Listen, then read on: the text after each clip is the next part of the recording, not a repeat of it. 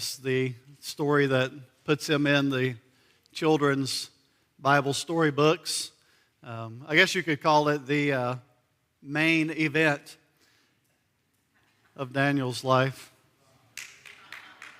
Main event, main. Come on. There's more lion jokes to come, just to forewarn you, so be listening for them so there's not an awkward silence after they're spoken. But again, this is maybe, top 5 Bible stories, particularly Old Testament stories, and so we're going to work through this text today, and then next 2 weeks, Ashley and I will be gone, and then we'll pick back up in Daniel chapter 7 when we return and finish that out, finish the book of Daniel by the end of the summer. And I'll just warn you, things are going to take a turn when we get to Daniel 7. So all these storybook stories that we've been going through week after week, all that's taking a different turn in the last half of Daniel's book. Let's jump in at verse 1. It pleased Darius, who's this new king, to set over the kingdom 120 satraps. That's not a job I've applied for in my lifetime, the satrap.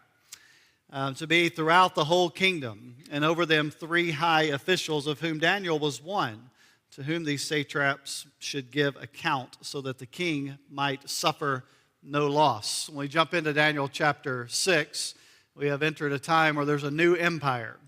Last week, if you were here, if you're not, go back and listen to it. There's a transition that took place from the Babylonians, it was the dominant world power, to now the Medes and the Persians. If you flash back to the dream that King Nebuchadnezzar had, there was a dream of a statue that had a golden head that represented Nebuchadnezzar, and then had a silver kind of chest area, which a lot of Old Testament scholars believe represented this empire, the Medes and the Persians. So new empire, new king, a guy named Darius, a new type of government. He's going to kind of take a more decentralized approach. He puts these 120 satraps, which were kind of protectors throughout the kingdom. And then he has new leadership, 3 new administrators, one of which is Daniel. So new empire, new king, new government, new leadership, but same Daniel.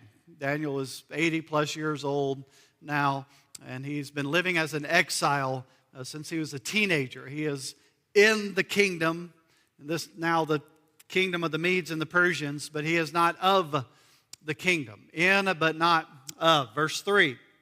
Then this Daniel became distinguished above all the other high officials and satraps, because an excellent spirit was in him. And the king planned to set him over the whole kingdom. So Darius has big plans for Daniel. Same themes we've seen throughout his life. He recognized the Spirit is at work within Daniel. He's faithful, and so God blesses Daniel's faithfulness, and the king has big plans to put Daniel in charge of the whole kingdom. Well, there's other leaders that this is not their plan. Verse 4, then the high officials and satraps sought to find a ground for complaint against Daniel with regard to the kingdom, but they could find no ground for complaint or any fault, because he was faithful, and no error or fault was found in him. Then these men said, we shall not find any ground for complaint against this Daniel unless we find it in connection with the law of his God. So these other jealous leaders, they want to bring Daniel down. The problem is they cannot find anything even questionable in his life. The only thing that they can find is his relentless commitment to his God. Now, don't forget, this is the assessment of his enemies. Like, they're looking to bring him down. They're looking to dig up the dirt. They are looking to make tabloid news against Daniel, but they cannot find anything even questionable in his life. Naturally, there's kind of a built-in challenge for us here. Like, could the same thing be said of us? We live in a dirt-digging culture. There's very few things that can't be exposed in the culture in which we live. So it is a challenge for us to think if someone went digging through our history of our internet searches, or went digging through our text, or exposed our secrets, could the same be said of us, that there was a relentless commitment to our God but nothing else could be found even questionable in our lives. Now, don't beat yourself up too bad. We'll circle back to this in a moment, how this story is really about the God of Daniel and not our own abilities like Daniel. So verse 6, then these high officials and satraps came by agreement to the king and said to him, O King Darius, live forever. All, notice that word, all the high officials of the kingdom, I think they're probably leaving someone out here, all the high officials of the kingdom, the prefects and the satraps, the counselors and the governors are agreed that the king should establish an ordinance and enforce an injunction that whoever makes petition to any god or man for 30 days, except to you, O king, shall be cast into the den of lions. Now, O king, establish the injunction and sign the document so that it cannot be changed according to the law of the Medes and the Persians, which cannot be revoked. Therefore, King Darius likes this idea, signs the document and the injunction. So here's the plan. We're going to construct this ordinance against anyone making petition to any god or any man other than Darius for 30 days. This is their gotcha. This is how we're going to get to Daniel. His relentless commitment to his God is the only way that we're going to be able to bring this guy down. So they craft this plan to go to Darius, to flatter him, and obviously Darius is kind of duped here. And then we're going to have this injunction against petitioning, praying to any man, any god for 30 days. Now, let's pause here and notice something that's really clear in the text. Like, don't miss this. This is such an important part of the text that applies to us today.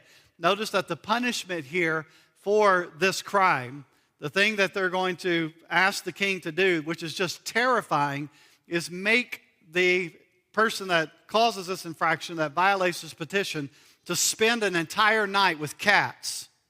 Let's just notice that. The punishment here, if you break this petition, you have to spend a whole night with cats. That is punishment in and of itself, to live life with cats. I'm a dog person. All right. A night with cats is the punishment, right? Now, so it's obvious here that this is not all the leaders. At least one leader's left out of this injunction. Daniel, who's one of the big three in the kingdom, is obviously left out. So I guess you could say that these guys were lying about this, weren't they? And so this injunction signed into place. Darius is duped. He agrees. Man, this sounds like a great idea. And he signs it into irrevocable law. Well, how's Daniel going to respond to this? Verse 10, when Daniel knew that the document had been signed, he went to his house where he had his windows in his upper chamber open toward Jerusalem. He got down on his knees 3 times a day and prayed and gave thanks before his God as he had done previously. Daniel's response was simple. He hears the edict. He knows the edict. He understands the edict. There's no conspiracy theory here. This is reality. He knows what's going down. He goes to his house. He goes to these open windows that were toward Jerusalem. Again, this reminds us of the prayers of Solomon and others before him. He opens his windows, points toward Jerusalem. He prays, and he begs God to remove the edict. No, what does the text say? Gives thanks. Gives thanks. Like, we should take note of that. He gives thanks, as he always does. Is the disposition of my heart in troubled moments to complain, cry out for deliverance, or to give thanks. You see, Daniel could have responded a number of different ways, right? He could complain. He could approach the king and ask for some type of relief, or say, hey, I wasn't a part of this plan, and I'm one of your 3. He could have abstained from praying openly for 30 days. He could have cried out for deliverance. By the way, there is no biblical command for Daniel to continue to pray in this way. He's not violating any kind of biblical mandate to pray 3 times a day with your windows open for other people to see. From a human perspective, Daniel's choice really is kind of pointless. It's not violating any kind of command of God here. He could have done this and still been living in obedience to God, but Daniel persists in prayer. Not because of the crisis, but because it's just what he does. He prays 3 times a day. He prays. And so he does not question it. He does not doubt. He does not worry. he prays to his God like he always does. This edict does not alter his practice. Daniel would rather be eaten by lions, to spend the night with cats, than to stop praying to the one true God.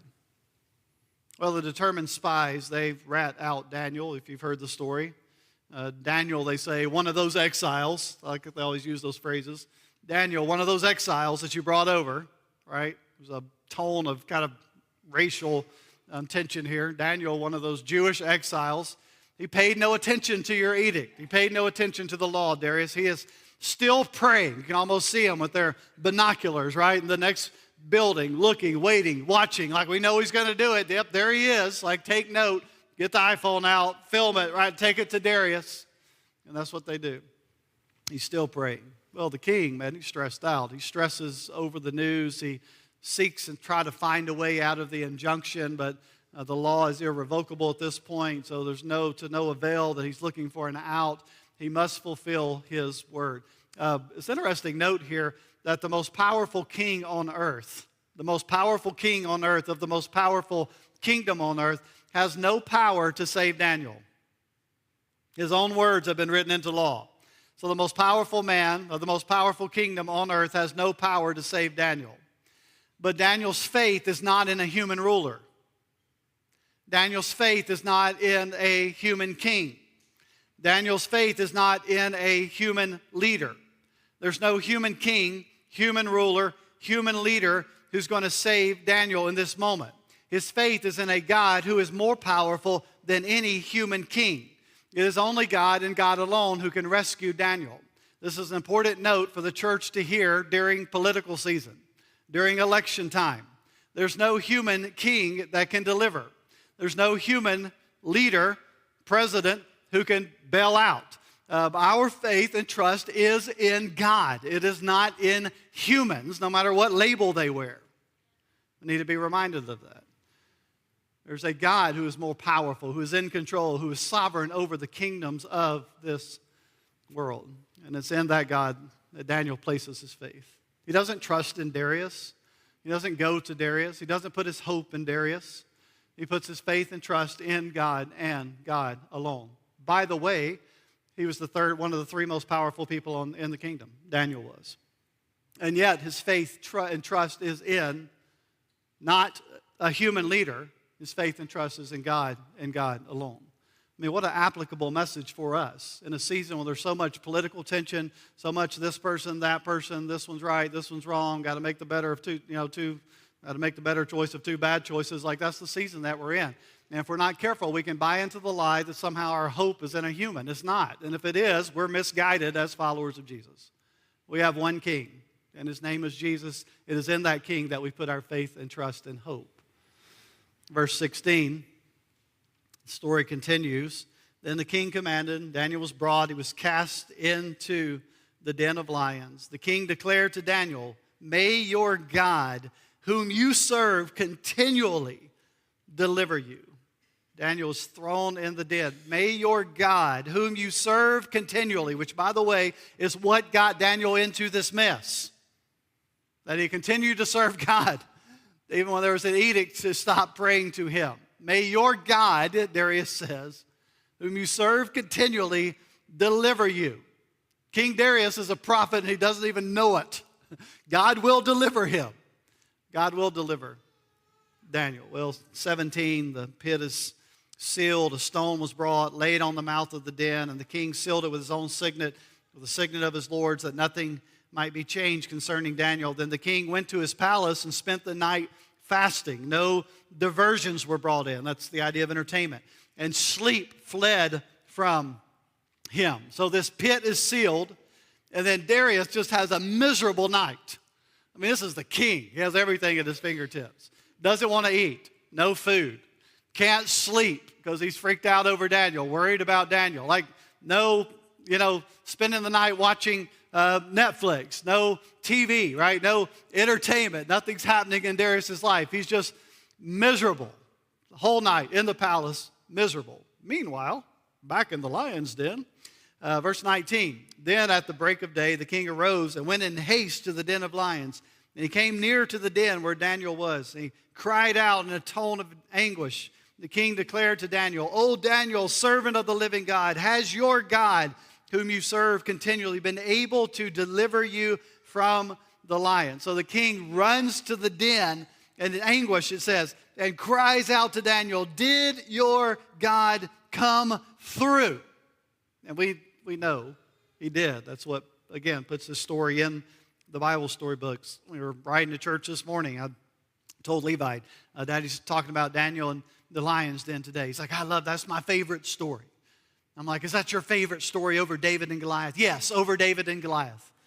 Daniel and the lion's den. This is what puts it in the kids' minds, the Bible storybooks. Verse 21, Daniel said to the king, "O king, live forever. My God sent his angel and shut the lions' mouths, and they have not harmed me, because I was found blameless before him and also before you, O king. I have done no harm."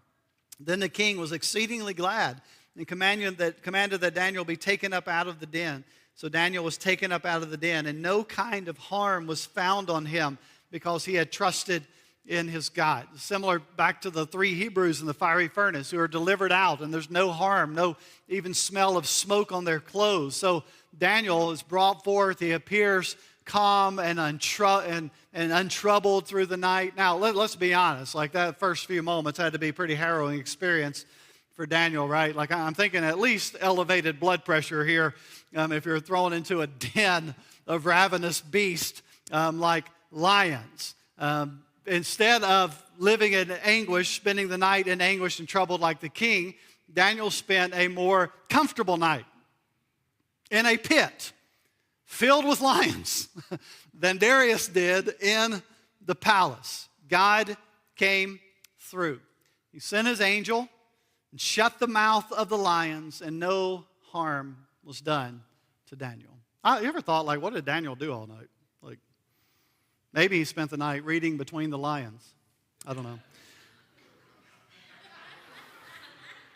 Told you it's going to get bad. Man, we don't know. We don't know, like, was he frantically pacing? Imagine it's dark in the pit. I mean, imagine being in the pit and, like, you're feeling like lions brush up against you. Like, he had to have his moments, right, of like, what is going on here? But he had confidence in his God who came through.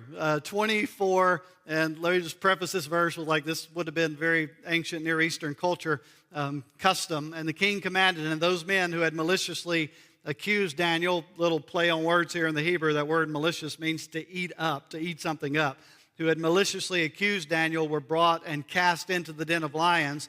And in case you were wondering, maybe the lions were just full and not hungry. They, their children, and their wives, and before they reached the bottom of the den, the lions overpowered them and broke all their bones in pieces. So the accusers are fed to the lions. Again, in that kind of ancient Near Eastern culture, it would have been very common for false accusations to result in the same fate as those that were intended to the accused if the truth was brought forth and they were not guilty. So this would have been common practice in that day for the accusers who were proven wrong to suffer the fate of the ones that they had falsely accused.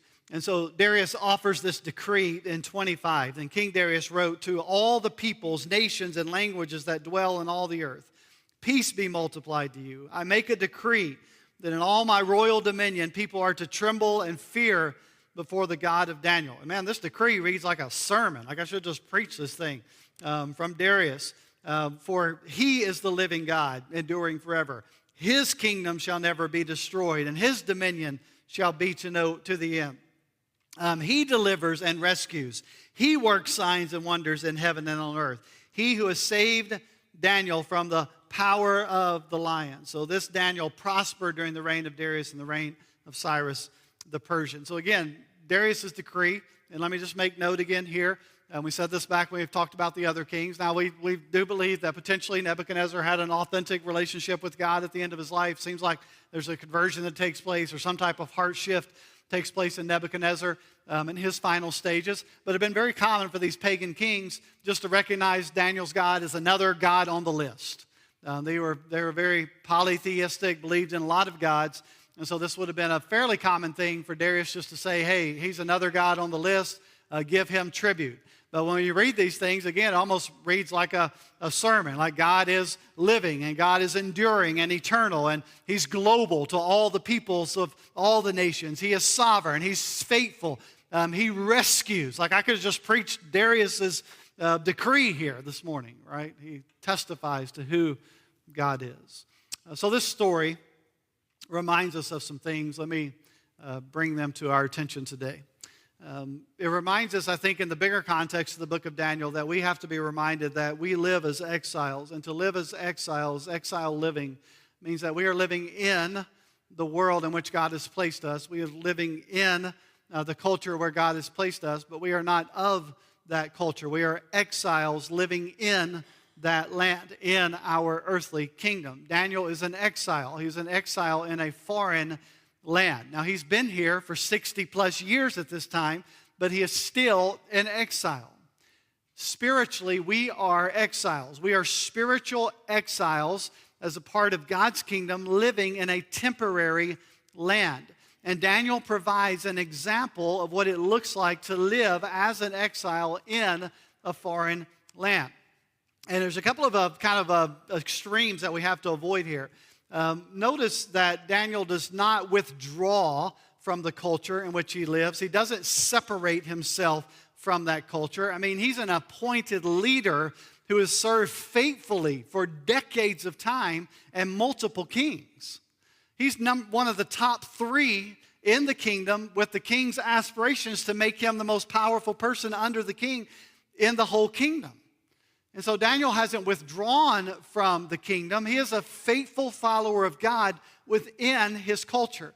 We also know from chapter 1, neither did Daniel kind of acquiesce or bow to the cultural idols or kind of patterns of the culture around him. His deepest loyalties were to his God and not to the earthly king or kingdoms where he lived his everyday life. We are dual citizens. We are citizens both in an earthly kingdom where God has strategically placed us on this earth, but we are also citizens of a spiritual kingdom. And when you are dual citizens, when you're citizens of an earthly kingdom and a spiritual kingdom, and the earthly kingdom, right, is of this world, and our spiritual kingdom is of a heavenly world, when you are citizens of 2 kingdoms, there is a collision of kingdom values that will happen. It will happen. And we like to kind of make this into like, oh, here's all the bad things that our culture does that I'm not going to buy into, and I can rant and rail about these things because they don't impact me and because I don't buy into that and I don't live that type of lifestyle and I don't buy into that worldview. So we can kind of point the finger and kind of categorize this group of things that we're comfortable with ranting and railing about. But the bigger picture is that there is an earthly set of kingdom values that we are tempted to buy into in our everyday life, that we are comfortable with. And those are the things that we have to pay attention to. You see, we are tempted to fault one way or the other, either to completely separate yourselves or isolate yourselves from the world around you. That's kind of maybe the more kind of fundamentalism approach. That would kind of isolate myself from that world. The other temptation is to allow kind of the cultural norms or patterns of those around me to shape my identity. Neither one of these extremes is the biblical pattern, and both are wrong. We are called to serve and live in the culture where God has placed us. We say it here at City Church that we are to be in our city and for our city. But we do so, as we read in Hebrews 13 this morning, we do so while looking for the city that is yet to come. That our primary citizenship is not this world. So I encourage us as followers of Jesus to examine the areas and the crevices of our hearts where we are tempted to be drawn into the patterns of the culture around us. We live in a very me-centered earthly kingdom. We live in a very self-identity driven culture. And so I have to constantly be pulling back the areas of my heart and asking God to expose where my heart is acquiescing to the earthly kingdom around me. On the flip side of that, I don't need to be a Christian who is naive to step out of the lives of other people who are earthly kingdom-driven people whose lives make me uncomfortable, right? I'm to be light in dark areas.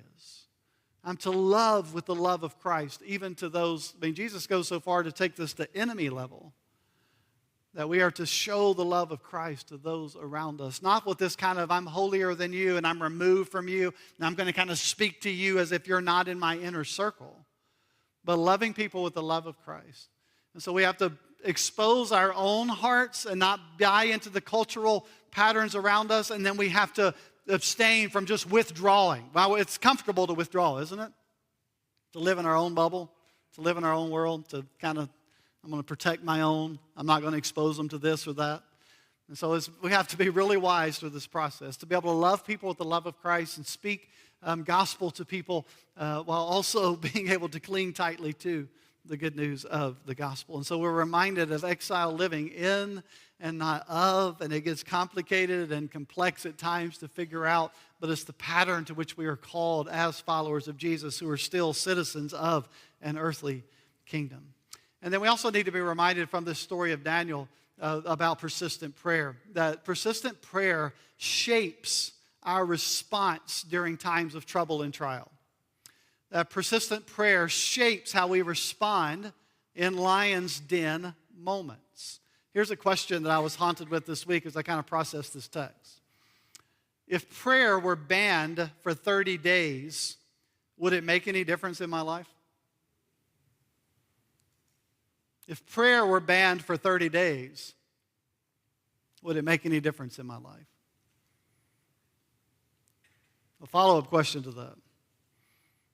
What would it take to keep me from praying? What would it take? To put it in modern, everyday, what keeps us from praying now? Daniel was unwilling to comply with a decree. Here's the key. Not because it was a command that he was going to be sinning against. Daniel was unwilling to comply with a decree, here it is, that would deprioritize God in his life. It wasn't even a right or wrong, pray, not pray, right? It wasn't necessarily a sin for Daniel not to pray in this moment. But what it would do, with Daniel's holy habits, would deprioritize God in his life. What is it in my life, what is it in my earthly kingdom that seeks to draw my attention and draw my affection away from God?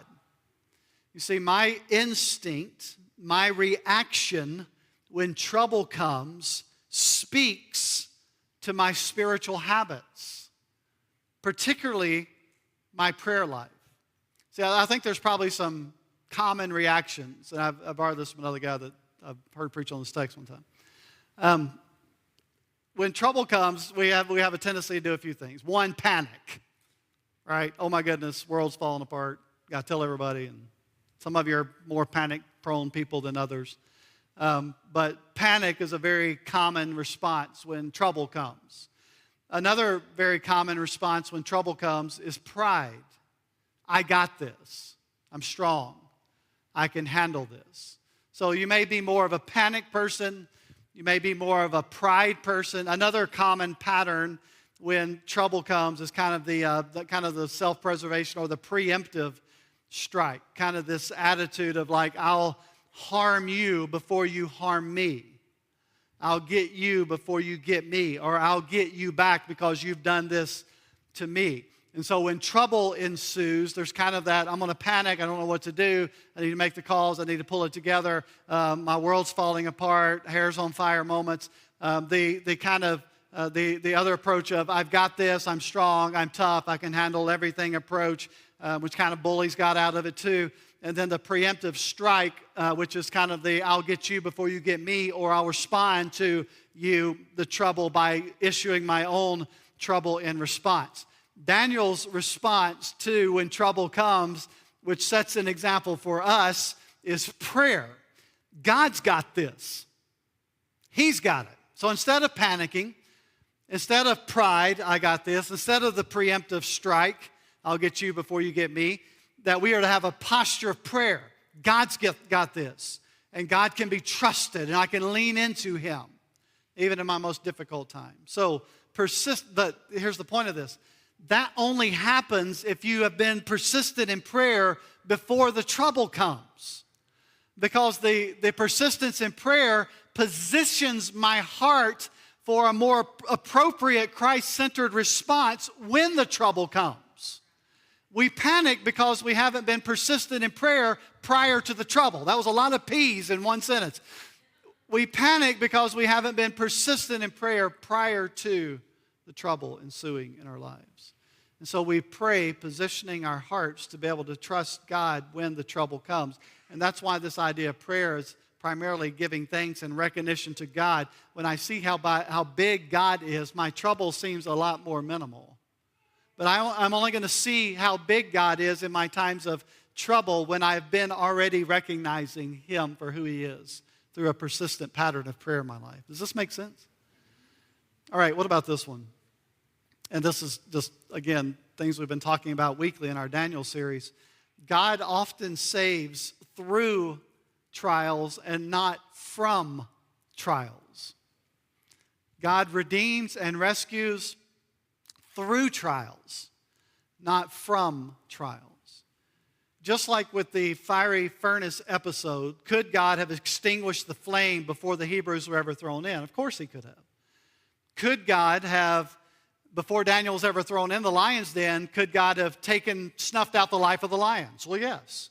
Could God have changed Darius' heart to keep him from throwing Daniel in the lion's den? Yes. God could have acted in a number of ways. But God does not protect Daniel from the lion's den. Instead, He is with Daniel in the lion's den, because it is in the pit where God's presence is most evident.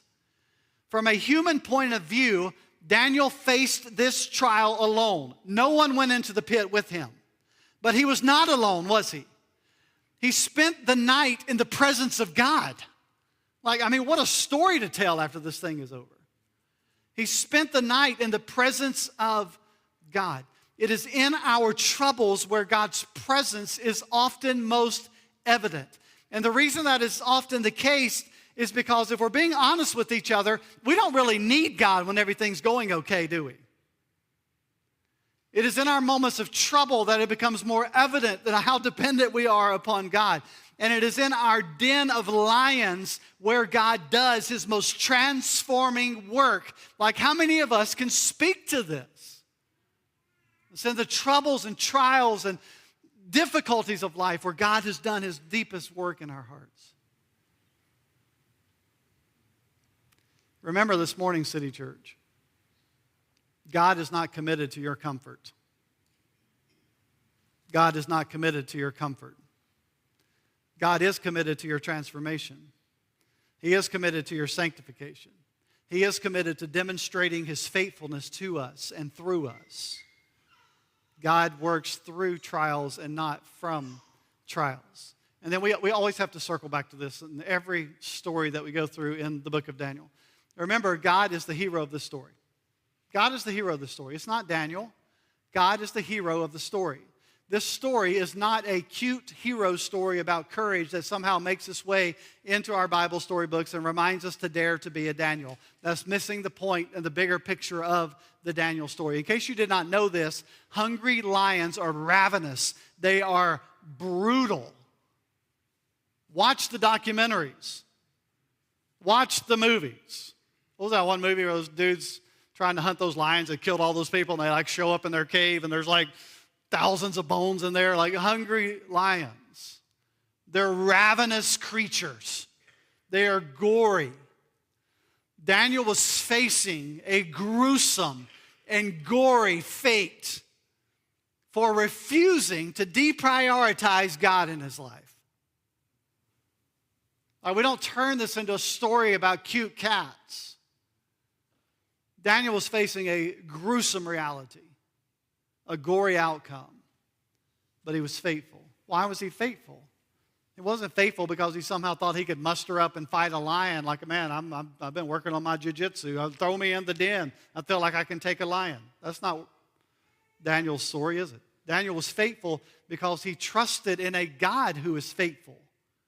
A God who is faithful in Babylon, a God who is faithful in Medes and Persians, a God who is faithful even before the most powerful kings on the earth, a God who is faithful even when a slight compromise would have preserved his life. A God who is faithful. How was Daniel able to do this? In these moments, Daniel knew who was in control. And it was not Darius, and it was not Belshazzar, and it was not Nebuchadnezzar. It was only God who was in control. And Daniel knew that God could be trusted. God's faithfulness to Daniel enabled Daniel to remain faithful to him. Because here's the rest of that story that sometimes we forget. Often, and I would even argue most often, God does not deliver his followers from death in these moments. Man, read church history. Some of our earliest church historians, one of our earliest wrote this: the growth of the church was birthed out of the blood of the saints. You know what that means? They were slaughtered, killed. Hundreds, if not thousands, of Christians were fed to lions in the early days. Most often, God does not deliver his followers from death. Multitudes have been and are being, by the way, not just past tense, they are being tortured and martyred for their faith. So that makes, we have to ask the question, are those who die, are they less faithful? Are they less important? No. So what's going on? Here's what's going on. Daniel 6 is a foreshadow, gives us a glimpse of how all believers, all followers of God, all followers of Christ will escape judgment. They will escape death on the final day.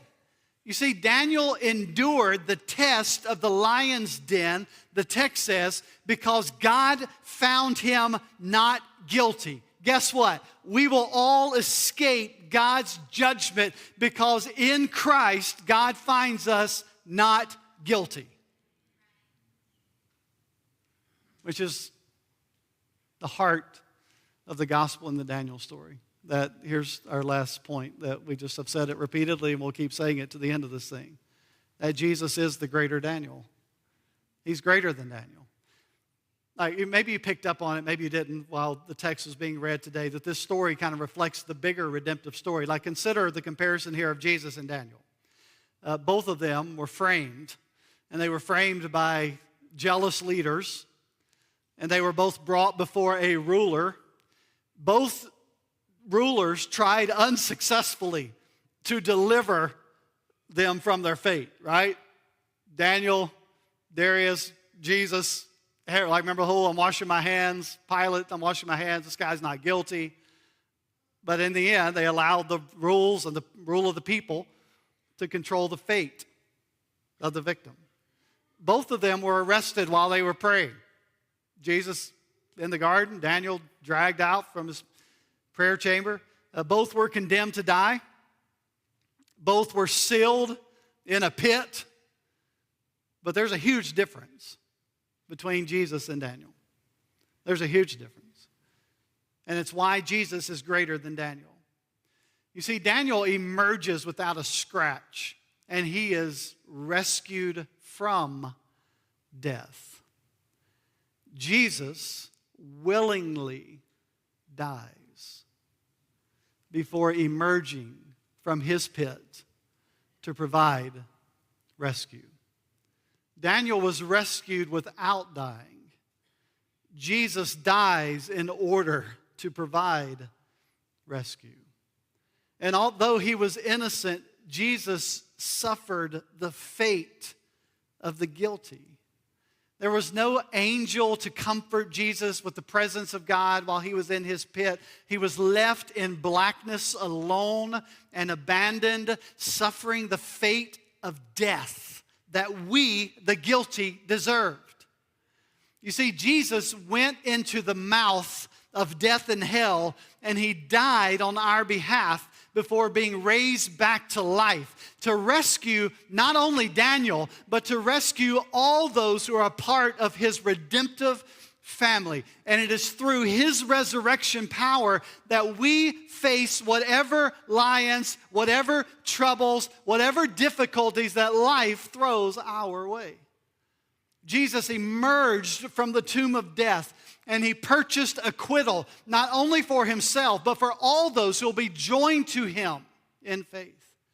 Jesus emerged as our leader, the leader of a tribe of people from every nation of the world who have been rescued from the eternal pit by his death. So, here's the good news for those of us, like you and me, who don't quite feel like a Daniel. It's probably most of us. I said this back in the Hebrews fiery furnace message. Like, what would I do in that? Like, that's where we kind of find ourselves. Like, what would I do? Like, would I keep praying? Like, that's the questions we struggle with. We don't feel like a Daniel. I don't. I'll speak for me. I won't speak for you. But for those of us who don't feel like a Daniel, who are unsure if you have been praying that day, you see, most of us struggle while we live in the empire, don't we? We struggle in the earthly kingdom. We wrestle with our lions. We struggle with our idols.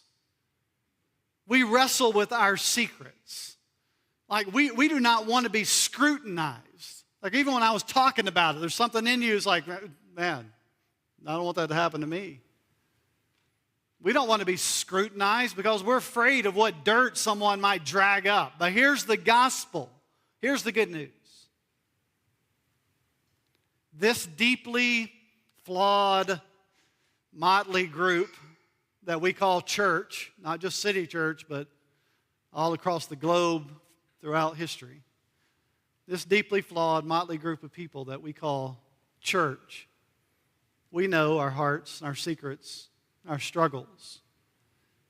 But according to the New Testament, this deeply flawed group that Jesus died for is beautiful to the one who died. And one day, the New Testament says, he will present us as his bride without blemish or fault before our Heavenly Father. How does that happen? Like, I don't feel without blemish. I don't feel without fault. I don't feel like a Daniel. How does that happen? Here's how it happens. It's not about you. You're not the one who redeemed you. You're not the one who rescued you. You're not the one who cleans you up and transforms you. It is his work. Salvation and rescue is his thing. That's the gospel. It's why we need Jesus, because my right standing with God does not depend on my ability to be a Daniel or not be a Daniel. It depends 100% completely and solely on the perfect obedience of Jesus, on the sacrifice of Jesus on my behalf. It's why he's the greater Daniel, and it's why I need him. We are exiles living in a spiritually foreign land, but we are not alone. We live in the victory of the one who has conquered the lions of this world so that we might stand unscathed and righteous in his presence. Jesus is the greater Daniel. Let's bow our heads for prayer.